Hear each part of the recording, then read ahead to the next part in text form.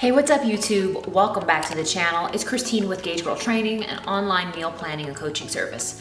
I'm a food scientist and chemical engineer, and in today's video, we are going to discuss 7 reasons for thinning hair. So let's get started.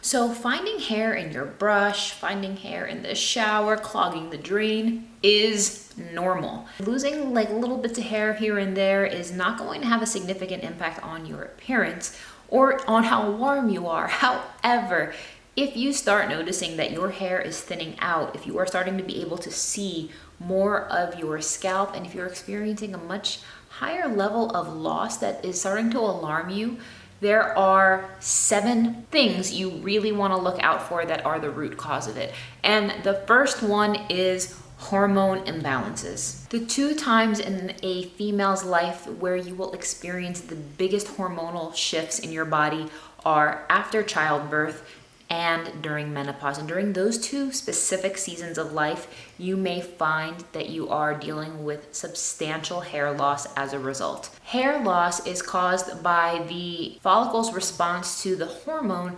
dihydroxytestosterone. A lot of people tend to look at this as male pattern baldness, and that tends to be the result of excess testosterone. However, when you are specifically missing DHT, you will find thinning hair.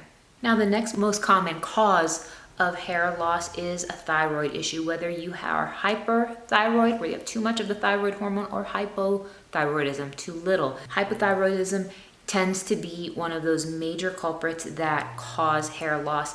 Once you start treating it, and one of the best ways to treat it is obviously through proper nutrition, you also want to talk to your doctor about getting on the appropriate medication to treat the thyroid hormone imbalance. The next one is stress. So there is a well-defined psychological link between stress and hair loss. So if you are experiencing much higher levels of stress, highly elevated levels of cortisol, it is most likely that you will experience thinning hair, as this is a well-defined, well-understood phenomenon.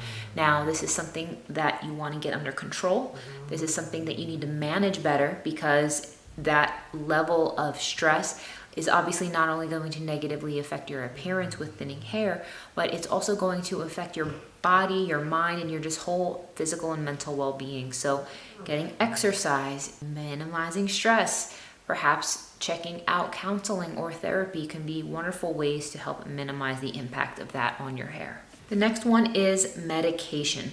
So medication has a lot of side effects, and hair loss can be one of them. The most common and prevalent treatment that causes hair loss is chemotherapy, but in addition to chemotherapy, there are also certain thyroid medications that can thin out your hair. There are specific oral contraceptives that do this, some beta blockers, anticonvulsants, antidepressants, as well as anticoagulants.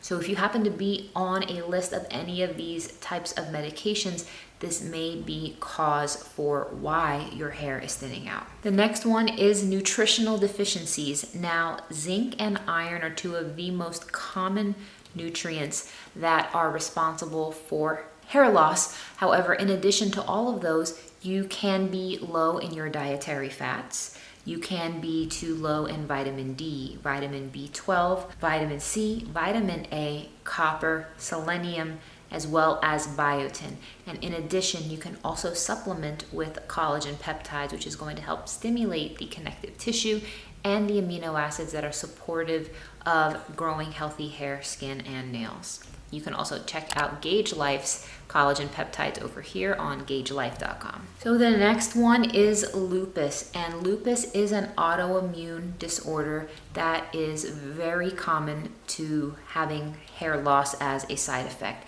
You will see more of the scalp, you will see thinner hair. You may generally find that the hair loss is more on the patchy side, where you're losing clumps of it, and tends to be accompanied by lesions on the scalp specifically. So lupus medications as well may lead to hair loss. So if you are battling with that autoimmune disorder, you may be experiencing this as well. And last but not least is miscellaneous medical conditions. And these medical conditions encompass renal failure, which tends to lead to excessive balding, inflammatory bowel disease, liver disease, as well as diabetes. So at the end of the day, my friends, if you are experiencing this, the best thing you can do to impact this is to exercise more, to dial in your nutrition, to cover any nutrition deficiencies, because that is something you can control. If you have a medication that you are required to be on to treat something, those are obviously things that you cannot control, but addressing the gaps in your nutrient deficiencies through real whole food and supplementation is going to be so crucial. So comment below if you experience any of these things and what types of things you have seen help, what types of things you have seen hinder. Thank you so much for watching, and I will see you in the next one.